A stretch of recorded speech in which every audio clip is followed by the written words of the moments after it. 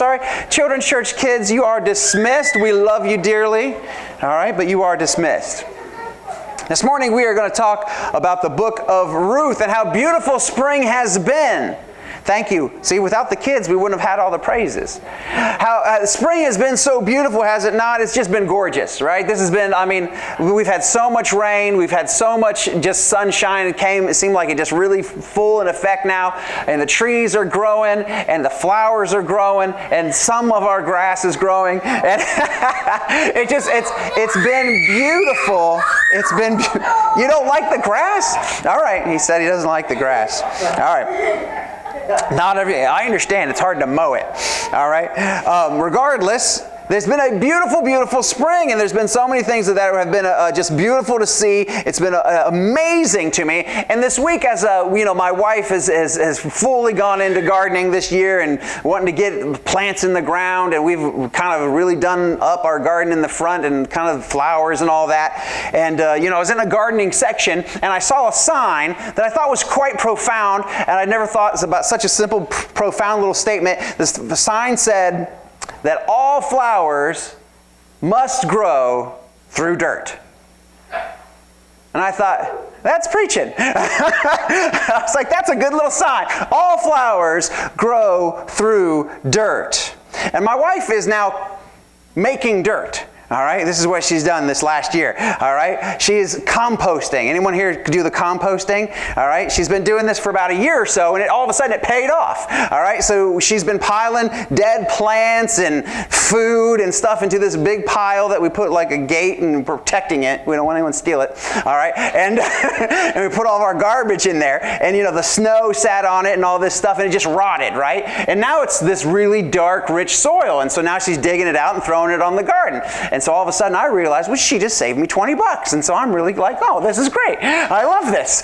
Now I love composting. She saved me some money. But it's a really amazing thing, right? Because she took last year's dead flowers and she turned them into dirt. And now she's going to take the dirt and she's going to make them into this year's beautiful flowers. It's a really amazing thing, right? But no one, because that's right. Think about it, right? The flowers, they have to grow in and through dirt. But you know what I was thinking about this as I was contemplating kind of that amazing thing that God does through growth and all the beautiful things that we have outside in nature. As I was thinking about how so often we cut down the flowers, not when they're dead, but very often in the prime of their beauty, and we trade them in for the dirt. We're not always wise enough to say, I'm going to trade my dirt for flowers. Sometimes we do this thing in reverse. And there are people that trade their flowers for dirt. In fact, I see this so often in the church, and it's really sad. In fact, I think it's probably one of the saddest things that as a pastor I have to look in and face, is when I see a young man or a young woman who has grown up in the church, they had good parents, they had a good school situation, they had a good family, all these things, and then at some point they trade in all that pile of blessing and they throw it away. And they choose the world, and they choose a life of addiction, and they choose selfishness, or they choose hatred, and they just divert from that path that they were on of blessing. They trade flowers for dirt. And I wonder here this morning if there's maybe someone here that thinks, you know what, I kind of have done that. Maybe you can look back at some point in your life and you were like, I was given some blessings and I threw them away. I was given some really good things. I was given this blessing or that blessing, and I traded it in for dirt. I traded goodness for evil. I traded contentment for greed. I traded love for lust. I traded innocence for sin. That's what we're going to talk about this morning. We're going to talk about what kind of trades we make in life, because people are kind of in two different categories, and we're going to be in the book of Ruth. Like I said, I hope you have your Bibles. We're going to be in the book of Ruth, and Ruth is set during the time of Judges. Who here knows about the time of Judges in the Bible, right? All right, if you don't know, let me give you the key verse of the time of Judges. This is the key verse of this. This is a time before the king. So they're in Israel. They've just recently received the land of Israel, but there's not a king and there's not a true leader. So the time of Judges is set by a series of kind of tribal leaders that would lead the nation in kind of a loose and form-fitting way. And this is kind of the theme verse to the book of Judges. If you've never read it, it's a very interesting read. It says this: "There was no king in Israel, but every man did what was right in his own eyes." So essentially, morally and spiritually, it was the wild, wild west, right? That's what you should think of. When you think of the time of Judges, you should think of the western frontier in the United States. It was people, settling the score. It was people taking care of business in their own hometown. It was people figuring it out on their own. And sometimes it was done well, and sometimes it was done poorly. That's the story of Judges. There was no king in Israel. Everybody was just doing the best they could. In fact, that verse is repeated multiple times in the book. And during that time lives a woman named Ruth. Interesting, as we turn to the book of Ruth, Ruth is one of the only Bibles that is only books of the Bible that is singularly about a woman. In fact, there's only two. There's two books of the Bible that are singularly about women: Ruth and Esther. Now, we're going to meet this morning Naomi and Ruth. We're going to start in Ruth chapter 1, verse 1, if you read with me. "In the days when the judges ruled, there was a famine in the land. And a man of Bethlehem in Judah went to sojourn in the country of Moab, he and his wife and his 2 sons. The name of the man was Elimelech, and the name of his wife Naomi. And the names of his 2 sons were Mahlon and Chilion. And they were Ephrathites from Bethlehem in Judah. And they went into the country of Moab, and they remained there." Now, so we have to stop for a moment, because so often we read these things and we don't think about the historical context or the story of God that is unfolding, all right? So this is a Jewish man and a Jewish woman. They're living in Bethlehem. This is set during the time of the Judges. That means they haven't been in Israel very long. They've just been there for a short amount of time. They've only had the promised land for so much time. And there's a famine in the land. And they live in a town called Bethlehem. I bet you've heard of it. But you probably didn't know that Bethlehem means house of bread. And it's the part of Israel that was known for having lots of food. It was the bread basket of Israel. And so in this bread basket of Israel, they were in famine. They didn't have food. And so where were they going to go? They were going to go to Moab. First of all, let's look at their names. Elimelech, and apparently I did that wrong. Elimelech means my God is king. Naomi means pleasant. All right? And they were going to go, that's their names. And they weren't very aptly named, because what we're going to find is that Elimelech didn't really act like his God was king, and we're going to find that Naomi isn't really going to act very pleasant. So they weren't named aptly, and there's a very serious sense of irony in this book. It's a beautiful book of history, but it's a beautiful book of history that teaches in a way that is poetic. It is honestly one of the most beautiful teaching stories in the Old Testament. So where do they go? They're going to go to Moab. And here's a map of Israel. All right, you can see Israel there to the left, still kind of the borders of Israel today. There's Judah, and you can see across the sea there to kind of the lower, southeast, right? On the other side of the river, all right, you have Moab, all right? So it's across, it's back. Now, we just went through the book of Joshua on our Wednesday night Bible studies, and you'll remember that it was a big deal for the Israelites to cross into the land of Israel. They crossed the Jordan, and they were finally in the promised land. And they built a monument. Remember, there are 12 stones. They built this monument so that they would always remember God had brought them to the promised land. Now, Elimelech and Naomi were going past that monument, and they were going to cross the Jordan in reverse. They were going back out of the land that God had given them. Now, Moab is interestingly not only back across the Jordan on the other side, right, but also Moab and its descendants were essentially the scandalous, sinful descendants of Lot. In Judges chapter 3, it says, during the time of Ruth, in Judges chapter 3, we see that Moab is oppressing Israel. Moab is attacking and oppressing Israel. And this is the setting of the book of Ruth. You may go back, if you remember the story of Balaam and the king Balak, the king of Moab. He desired to curse Israel. So we have to take a moment to think about the larger story here of God and Israel and what is going on. See, God is moving forward with the people of Israel. He provided a promised land. He saved them from slavery in Egypt. He gave them this land. And then as they lived in this time, during the book of Judges, they're trying to see what it means to be Israel in the promised land. And what happens? There's a famine. Hard times come. They're in the promised land, but there's still hard times.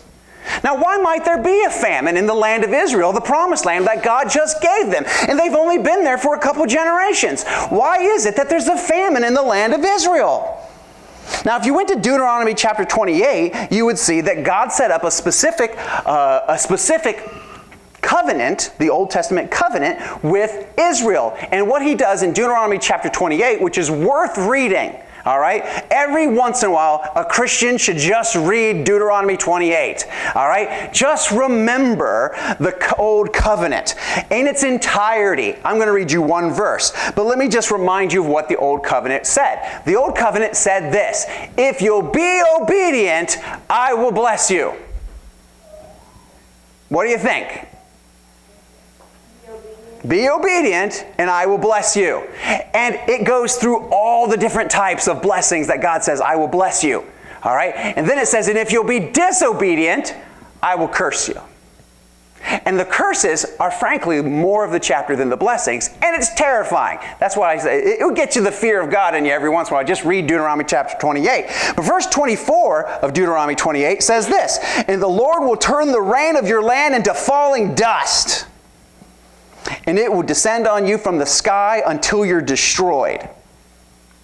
That sounds a bit like a famine, does it not? Yes, it does.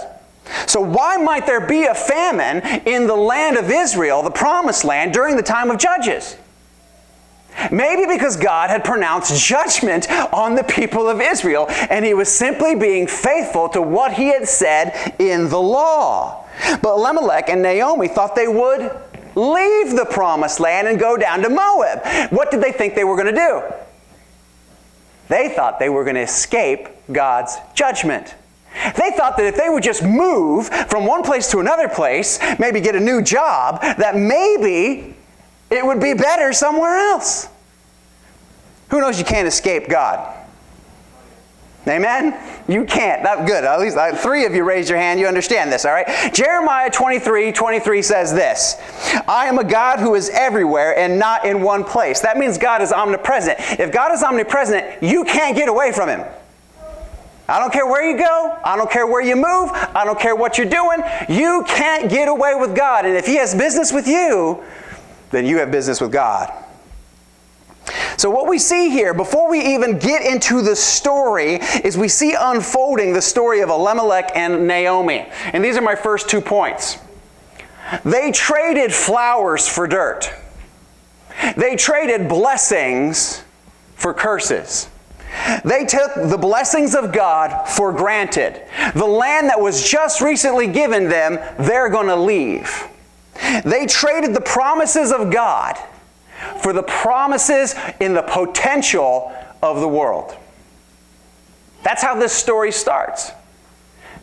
Rather than go to God and ask God to help them, rather than go to God and say, it's not raining, God, we need help, they say, we'll just go to Moab, to the land of our enemies, to the land that's literally oppressing us at this very moment. God gave them the land of Israel, but they didn't want it. Like so many Christians, the grass is greener somewhere else. And the grass is not always greener, all right? Just want to remind you. I know when you look on the other side of that fence, you think that grass is better. And the truth is you'll push yourself into barbed wire, you'll push yourself into painful situations because you think that God is keeping good things from you. But God isn't keeping good things from you any more than the farmer is keeping the grass from that cow. But for whatever particular reason, we have a nature in us that wants what we can't have. Amen? That's sinful nature. As we see what someone else has, we want that. And we don't ever look what's in our own hands and go, look, this is a blessing that I have. So, in case you believe that the grass is greener in someone else's lawn, it's true if we're talking about the church. But when it comes to your house, all right, when it comes to your house, if the grass is greener in your neighbor's lawn, then your pastor probably poisoned your lawn. No, no. If the grass is greener in your neighbor's lawn, it's probably because his water bill is higher, right? It's probably because he spends more money on fertilizer and seed and water. That's why his grass is greener. All right? That's it. It's the same grass. He spends more time, he spends more money, he spends more stuff. That's what he does. All right? That's why. But in the end, if Naomi and Elimelech want dirt, God will let them have it. And that's one of the scariest truths in the Scripture, and it's one of the scariest truths in reality. If you really want sin, if you really want things that are wicked, God lets you choose. He loves you enough to give each and every one of us free will. So they go down and they live in Moab. And verse 3 says, "But Elimelech, the husband of Naomi, died, and she was left with her 2 sons." So we only get 3 verses into this story and it turns into a tragedy. One of the main characters dies. And now we have Naomi all there by herself in a foreign land with no husband to take care of her. So you would assume at this point that this good Israelite, that she would say, well, let's go back to Israel. This is not working out in Moab. Well, the answer is no. Verse 4 says, "And these took Moabite wives, and the name of one was Orpah, and the name of the other was Ruth." So they stayed. So Naomi stayed and raised her children in Moab. And guess what happens when you raise your children in Moab? They might not know God. And guess what? They got married to the people of Moab. I mean, that's the only chances. They're looking around going, well, who am I going to marry? Well, I guess I'm going to marry one of these girls, right? I mean, that's pretty well how it works, right? So that's why us parents that are in the room, we should be real careful who we're hanging around with, because guess what? Eventually your kids are going to look around and go, that one will do, right? And that's what happens in this story. That's exactly what happens. They marry Moabites. Verse 4 still says, "And they lived there about 10 years. So you might have thought, well, now they'll move back. They got married, right? All right, the kids are married, we'll move back to the promised land. No. They lived there 10 years, and both Mahlon and Chilion died. The boys now are dead. So her husband died, and now the kids are dead. So the woman was left without her 2 sons and husbands." We're only 5 verses into this book, and this is just a tragedy of absolute tragic proportions. The dirt just keeps piling up. And this is what happens when we choose that we'd rather have dirt than the flowers, than the blessings of God. When we choose the company of the world rather than the company of the people of God, we can assume that God's not going to bless that. And guess what? When I choose the company of the world rather than the company of the people of God, guess what? My children will probably also do the same thing. If I choose the company of the world, then you can bet your bottom dollar that my boys will choose the people of the world as well. And that's exactly what happens. She chooses to live in Moab, and her kids get married to women of Moab. Her children partner with wickedness, and they all receive the judgment of God. Now, I want to be clear. The Bible does not say Ruth, the book of Ruth, does not say that they died because of moving out of Moab. It doesn't say because they sinned. I am reading this as a promised land Israelite would read this. As an Israelite who understands the book of Deuteronomy, as understands the book of Exodus, and understands the promises and blessings in the Old Testament covenant, when they read the book of Ruth in the first 5 verses, they understood the implications. They understood, you left Israel, the promised land, soon as we got there? You left because of a famine? You went to live in the territory of our oppressors? They understood this to be sinful. They understood this to be disloyal, which is a theme in the book of Ruth. But the irony is thick, is it not? Why did they leave Israel? Because there was a famine. And they were afraid of a famine because if there's not food to eat, you might die. What happens when they move to Moab? They die. It's a tragic story, but it's meant to help us see a particular truth. They look for blessing somewhere else than the promises of God, and they meet destruction. And their children meet the same fate. And that's why us parents would need to be really careful. Because our children have a tendency to follow us. And they're supposed to. And so that means they will amplify and repeat our sinful behaviors. And so that's why it's really important that we stay in the promised land. And not go wandering off to Moab or to Philistia or any other place. We need to stay in the promised land. And of course, I'm not talking that you need to go over to Israel and live there. I'm saying you need to remain in the blessings of God. Hold on to the blessings of God. And don't take them for granted, as we've already talked about this morning. Now, we don't know how any of them died, but if you'll give me a little bit of sanctified imagination, I wondered about this week. How did these boys die? And it was only the men and not the women. So it wasn't disease. I think I heard her whisper it. They were oppressing Israel. You know what happens when people oppress other nations? What happens? They fight. So the men died. It's very likely that the people of Moab killed them because they were oppressing Israel. Or, even worse, it may have been a counterattack of Israelites invading Moab, and they may have killed them thinking that they were Moabites. It may have simply, just going out of the territory of blessing may have been the reason that they lost their lives. Verse 6. What will Naomi do?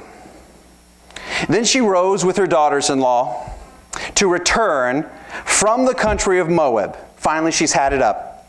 I'm going back. For she had learned in the fields of Moab that the Lord had visited his people and given them food, which is the exact same reason that she went to Moab. Verse 7, so she set out from the place where she was with her 2 daughters-in-law, and they went on their way to return to the land of Judah. But Naomi said to her daughters-in-law, go, return each of you to her mother's house. May the Lord deal kindly with you as you have dealt with the dead and with me. So she's saying, you've been a blessing to me, but you should go. Verse 9. The Lord grant you that you might find rest, each of you in the house of her husband. What does he mean by that? She means that you would find a new husband. I'm sending you away. Go find a good Moabite man. Just go and remarry and start over. And she kissed them, and they lifted up their voices and they wept.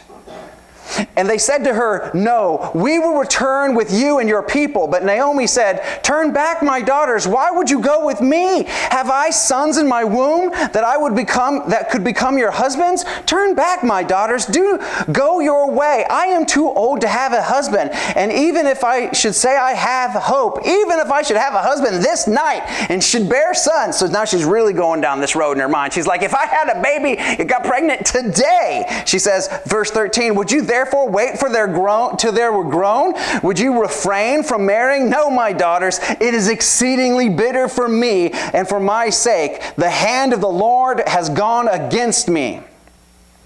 Then they lifted their voices and wept again, and Orpah kissed her mother-in-law, but Ruth clung to her. And she said, see, your sister-in-law has gone back to her people and to her gods. Return after your sister-in-law. So now we have the story of Naomi, Orpah, and Ruth. Naomi hears now that there's food back in Israel. And she says, I'm going to go back to Israel and I want you guys to come with me. But then she says, no, I don't think that's a good idea. Orpah, Ruth, you stay. Turn, go home. I want you to find a Moabite man. I want you to just start over here. Go back to your families. Go back to your people. Even, what does she say? Go back to your gods. Now this tells me that Naomi's heart is not in the right place. Because first of all, if Naomi's heart was in the right place and she believed there to be food in Israel, why would you not bring these girls with you? She believes that there's food in Israel, so I'm going to go back to Israel. Well, you guys stay. Second of all, she says, go back to your God, to your false God. This indicates what we had already really assumed, that these were Moabite women. And these were not women who love the Lord. And we have to be careful about with our lives and who we choose to have relationships with. We talked about this on Wednesday night. I thought it would be appropriate that we bring it up again this morning. The Old Testament forbid the Israelites from intermarrying with the Canaanites and the people of the region. And many have taken that to say that they didn't want them to intermingle races and things like that. And that's stupid, frankly. It really is. You don't understand the position. Israel is from the same region. Abraham is from modern-day Iran. All right? That's where Abraham was from. So the people that surround Israel are the same. They all look the same. They all have the same complexion. So it's foolish to go, well, it's because they were a different race or something like that. It entirely has to do with the fact that they were worshipers of false gods. And you cannot partner your life as a believer in God with someone who is a worshiper of false gods. That's Old Testament and it's New Testament. Let me give you the new 2 Corinthians chapter 6, verse 14 says, do not be unequally yoked with unbelievers. For what partnership has righteousness with lawlessness? What fellowship with light with darkness? And we have some young men here, and we have some young ladies here, and this verse is for you today. I know you're at that age where you notice the kids of the opposite sex. You notice the girls, and you notice the boys. Now, you don't have to admit it. It's fine. It's fine. Don't admit it. They're gross. Ew. All right? All right? It's okay, though. All right? It's okay. But you know what you should notice is as a follower of God, you should notice when that girl or that boy is a lover of God. Because that's what you need. All right? You don't just need any of the other variety. All right? You need one of the other variety that loves Jesus. That's what you need to be blessed by, and you will be blessed by. So I just want to give you that verse, all right? But Ruth then responds to Naomi, as Naomi says, just go back to your people, go back, find husbands here in Moab. Ruth says one of the most beautiful lines in all of the Old Testament. And in fact, I'd never heard this before. Maybe someone here has. I heard of a pastor that used this in his wedding ceremony. It's one of the most, the more I studied this, we could just talk about just these two verses. I could preach a sermon on these two verses. They are beautiful. This is the words of Ruth, the daughter-in-law of Naomi. As Naomi says, go away, go back into the land of Moab, go find for yourself a Moabite husband, go away from me, it's too bitter for me. Listen to Ruth's words. Do not urge me to leave you or to return from following you. For where you go, I will go. And where you lodge, I will lodge. Your people shall be my people, and your God my God. And where you die, I will die, and there I will be buried. May the Lord do to me so and more, also if anything but death parts me from you. That's beautiful. That is a beautiful two-sentence word of loyalty and love that you won't find maybe something to its equal anywhere in the Bible other than Jesus saying that he gives his life for us on the cross. This is a beautiful, beautiful picture of love. Now, a moment ago, Naomi was telling Ruth to go back. Go find some Moabite man. Go worship the gods of this country. Go back. But Ruth says, no. I'm staying with you. Now, this is an important moment that we ask the question, why? Why does she want to stay with Naomi? What is it about Naomi that Ruth wants to hang around with? Why is she committing her life to Naomi and saying, your people and your God, and where you die, I'm going to die. I'm following you. Now, we don't know the story, but let me just, again, if you'll allow me a little sanctified imagination, I believe that Ruth has lived in the family for a little while. And you know how it is with families. You talk, share stories. Stories of your past, stories of grandma and grandpa, stories of generations ago. And Ruth heard about the God of creation. And Ruth heard about the God that saved the Israelites from Egypt. And Ruth heard about the stories that God parted the Red Sea. And Ruth started to believe. And she said, Naomi, you have something that I don't have. And I want it. And I'm sticking with you. Even though, and I want you to really see the comparison contrast. This book is truly about Naomi and Ruth. And you see such a contrast in these two characters. Naomi is angry. She is bitter. She's sending them away. She feels that God is against her. And God may very well be against her. And yet Ruth still sees it. Ruth sees the flowers growing in this woman. And she sees the potential for blessing here. She says, I want this Jehovah. She's the opposite of Elimelech and Naomi. They abandoned the promised land and they abandoned the people of God at the first moment of difficulty. But Ruth wants to stick with Naomi through the trial and through the pain. See, so many people trade flowers for dirt. They trade their blessings for the world. They want to play in the mud. They want to play in the filth. But a wise person will trade the dirt for the flowers. And that's what Ruth does this morning. Over the years, like I said earlier, I said one of the saddest things that I ever see in the church is people who grew up in the church and seem to have all the spiritual blessings of a solid family and a loving home and a good school and all those things, and then they throw it all away. It's one of the saddest things. But you know, one of the amazing privileges that I get to see is very often when you see a young woman or a young man who doesn't have any of those spiritual blessings, who doesn't have any spiritual blessings in their life, all of a sudden, like Ruth, sees something at the church, sees something at some, there's someone in the church that touched their life, and they all of a sudden say, I want that. I don't know what it is, but I haven't ever seen that. I want that.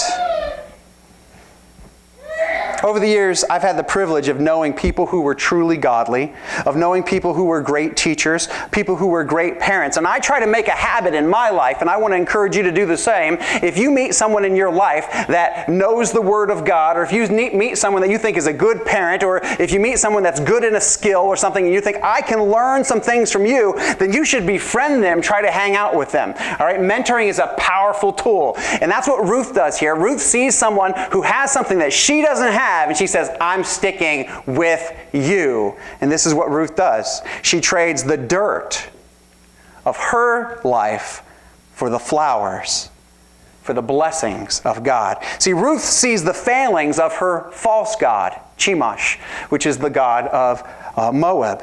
Ruth remains loyal to her family even after her husband dies. She remains loyal to her family in the difficult situations. Ruth trades her false gods for the promises of Yahweh. And I want you to notice that that's the word that is used. It's translated Lord in many of your translations, but it is the formal name of God. She knows his name. His name is Yahweh. She says, and that God will be my God. Ruth chose the company of the people of this world over the company chose the company of the people of God rather than the people of this world. And Ruth, as we will see in the next several weeks, will receive the blessings of God. Because she decides that she will trade her dirt for the flowers. So Ruth and Naomi head back to the promised land. Verse 19. So the two of them went on their way until they came to Bethlehem. And when they came to Bethlehem, the whole town was stirred because of them. And the women said, "Is this Naomi?" And she said, "Do not call me Naomi, call me Mara. For the Almighty has dealt very bitter with me." Now, you'll remember, what did I say? Naomi means pleasant. She says, I don't want to be called pleasant anymore. I want to be called Mara. Mara means bitter. She says, you can call me bitter. Now, if someone walks up to you, you say, "Hey, how you doing?" They said, "Call me bitter." You just kind of go, all right. You just take a step back and you go, good seeing you today, right? Haven't seen you in 10 years. All right, talk to you later, all right? So she's in a mood, right? Naomi is not happy. She says, my name is bitter. You call me bitter. You know, there's a whole lot of people living life like this. There's a whole lot of people in the world that are angry at the situations that they've lived through, and they're angry at God, and they've made that anger, and they've made that sadness, and that depression their identity. And can I just encourage you to do what God does with poor Naomi? Don't encourage it. If someone says, "Call me bitter," I love this about this book. Don't do it. The book of Ruth, nowhere in it calls her Mara. I love that. That she says, my name is bitter. And look at verse 22. It only takes 2 verses. It says, Naomi returned, and Ruth the Moabite, her daughter-in-law. So it's just like God's ignored what she just said. Because your name's not bitter. Your name is pleasant. Your name is Naomi. You may feel sad, but that's not who you are. And we need Christians